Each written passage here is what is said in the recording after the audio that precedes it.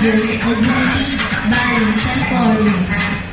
All three aspects are very important for a athlete, not just a footballer, but always as well as an athlete.